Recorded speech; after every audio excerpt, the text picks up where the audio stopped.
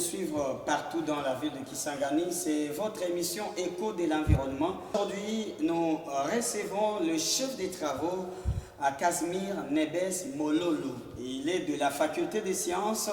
Avec lui, nous parlons de la fermeture de la chasse en République démocratique du Congo. Puis quand cela a commencé dans notre pays?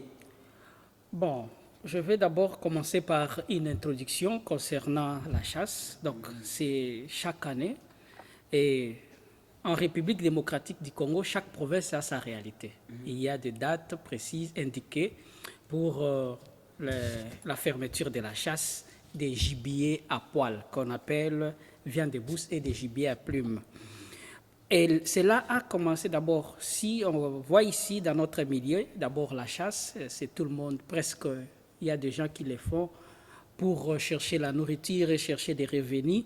Et cette pratique est vraiment incontrôlée parce qu'on exploite toutes les espèces, que ce soit les espèces protégées par la loi, et ça pose trop d'abus dans l'exploitation de la viande de bousse et de la chasse. Donc, et la chasse d'abord, comme telle, c'est toute manœuvre qu'on peut employer pour chercher à capturer ou abattre les gibiers. Soit vous les recherchez et vous êtes en train de les suivre, envie de les capturer pour son abattage et prélever. Même les œufs, même les nids, les couvées, le gène, ça c'est déjà une activité de chasse. Alors si on observe bien, pour notre région, je vais plus parler de la province de la Tchop, puisque chaque province a son calendrier aussi des chasses. Si vous observez bien, à partir des mois d'avril et des mois de juillet, souvent c'est la période pluvieuse. Et pendant ces temps-là, vraiment, il y a une pression des chasses élevée. Vous allez même constater sur le marché, il y a beaucoup de gibiers, plusieurs espèces, même les espèces qui sont protégées. Et vers le mois d'août, novembre, c'est la période presque sèche et les gens pratiquent les chats à ce moment-là. Il n'y a pas vraiment... c'est la période vraiment de moindre chasse. Et puisque c'est la période de fermeture que la province orientale, et la grande province orientale, la province de la Tchop, c'est du 1er août au 30 novembre. Et le 1er décembre, il y a ouverture qu'on le fait. Pendant ce temps-là, bon, il y a toujours des chasses, mais c'est un peu, on peut dire, les gens ne pratiquent pas souvent ça, mais de manière clandestine, ils les font. Et à partir de décembre aussi, les gens pratiquent cette chasse. Alors, dire que depuis combien d'années cela date, je crois, si vous suivez l'histoire de notre pays, même à l'époque coloniale, on respectait la chasse. D'ailleurs, les colons étaient très stricts pendant ces temps-là. Mais il y avait en 1982, à l'époque de Mobutu, il y avait une loi sur la chasse. Et dans cette loi, il y a des articles qui sont vraiment dictés concernant la chasse. On parle de la période de la fermeture. Et dans cette loi-là, bon, je ne suis pas juriste, mais je vais essayer un peu de parler. On dit la période de la chasse, l'ouverture de la chasse ne peut pas dépasser 6 mois. Et c'est le ministère qui donne ces lois-là. Et arrivé au niveau de la province, la province va voir les faisabilités, comment ils peuvent adapter cela, et ils vont donner une date. Donc, pour vous dire que c'est le problème de la fermeture, déjà à l'époque coloniale, avant l'indépendance, on respectait quand même la chasse, puisqu'il y a des chasses sportives, il y a des chasses synergétiques qu'on peut faire, c'était réglementé. Mais à un moment donné, on avait remarqué déjà que non, la chasse posait des problèmes, et Mobutu avait dit non, en 1982, vraiment, il faut réglementer la chasse.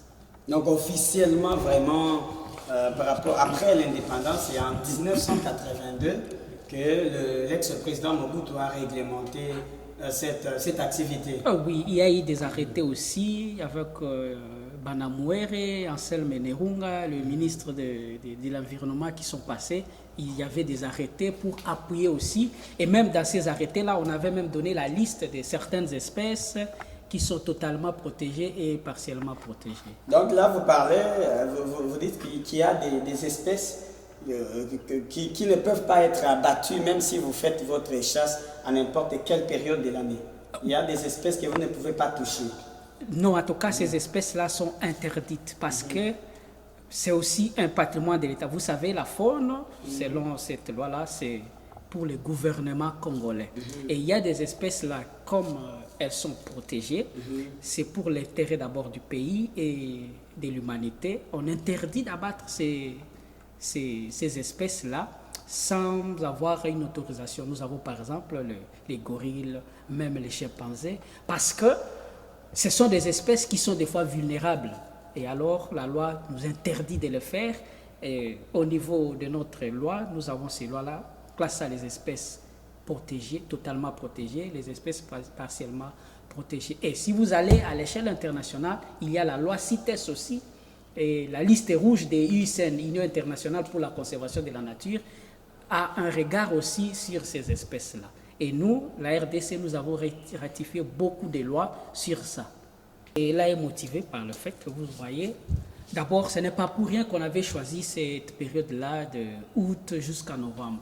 Il y a eu des études qui ont été faites démontrant que pendant ces temps-là, les animaux sont plus en période de reproduction où ils se multiplient. Et les espèces sont en gestation pendant ces temps-là. Donc, elles sont à 7 et vous allez voir à ce moment-là, soit elles ne sont pas gestantes, elles ont des petits qu'ils portent. Alors, pendant ces temps-là, si vous vous attaquez, elles sont vulnérables, vous pouvez les exterminer comme ça. Et c'est pour cela que, après les études, les gouvernements de la Tchop a dit non, voilà, pour nous, nous maintenons cette période-là parce que c'est la période de la reproduction. Il faut interdire de faire la chasse pendant ces temps-là.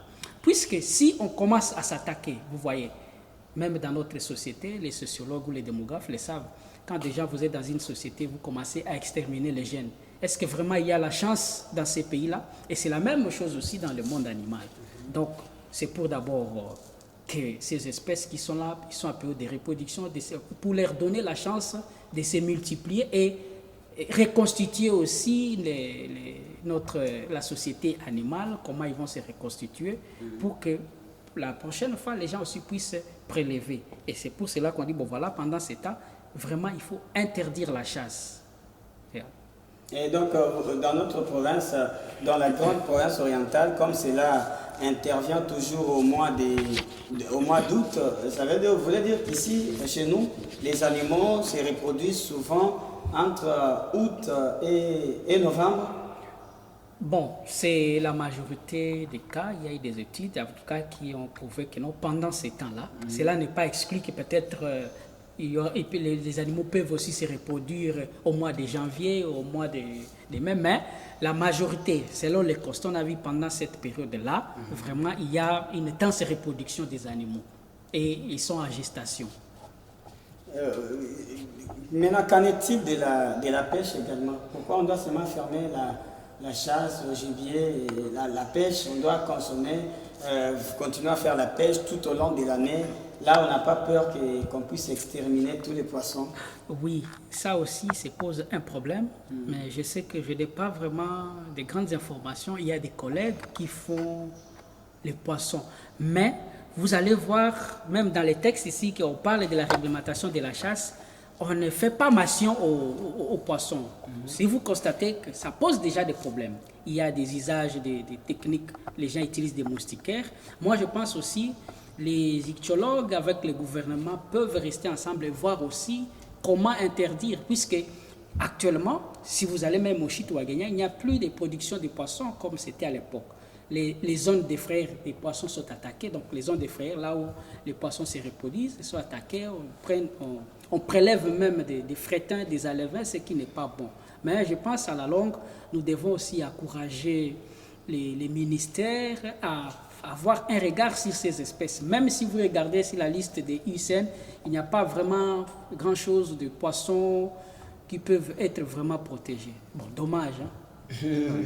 Voilà, je rappelle que Moïse Mboui est derrière la caméra. Il nous accompagne à ce numéro où nous parlons de l'interdiction de la chasse en République démocratique du Congo.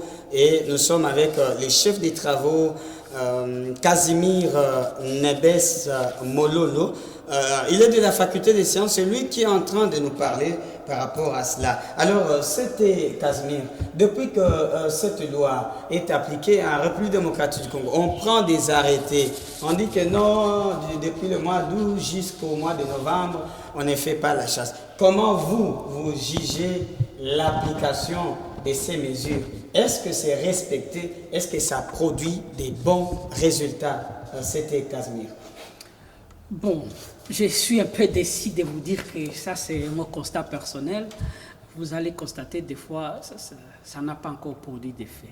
Puisque si même vous descendez, vous allez encore trouver des traces de gibier qui sont vendus dans nos étalages là. Mais on décourage, c'est un acte vraiment à décourager. Mais on peut encourager puisque depuis un certain moment, il y a des gouverneurs qui vraiment martèlent sur ça. Il y avait même des gérants de marché à un moment donné, il y a 2 ou 3, je ne connais pas les noms, vraiment, ils étaient là pour veiller à ce que cette loi soit respectée. Mais le malheur, c'est quoi? Lorsque les gens vont sur la route de l'Ituri, ce que nous appelons les rémisères, ils sont là. Et je vous dis, pendant ce temps ici, c'est le bon moment pour ces gens-là de faire de l'argent. Vous pouvez voir, les gibiers coûtent même 2-3 fois plus cher. Là-bas, ils peuvent acheter à moins cher, mais pour venir revendre ça à plus cher. Ils ont des stratégies qu'ils adoptent. Avec tous ces risques-là est possible, mais vous allez toujours voir des gibiers. Même si, des fois, on peut aussi encourager nos collègues qui sont dans des points de compte. Ils saisissent aussi des gibiers. Et une fois, si pas l'année passée, l'autre année, on avait même incinéré les gibiers, je crois. De tels actes, ça peut aussi décourager.